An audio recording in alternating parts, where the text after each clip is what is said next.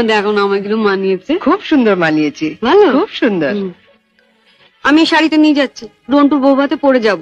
শোনো, রাত্রিবেলায় ভালো করে আমি এসে সুটকেসটা ঘেটে দেখবো, কিছু যেন শরীর রেখো না। মা নজর রেখো। শাড়িটা রেখে যাও। রেখে যাবে মানে?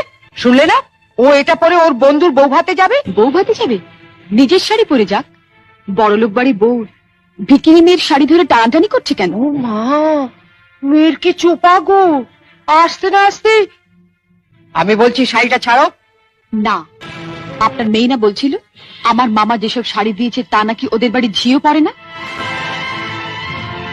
তামা, আপনি আপনার মেয়ের বিয়েতে এমন একটা শাড়িও দিতে পারেননি যেটা পরে রন্টুর বউ ভাতে যেতে পারে? আপনি তো দেখছি মা আমার মামার চেয়ে বেশি ভিকিরি।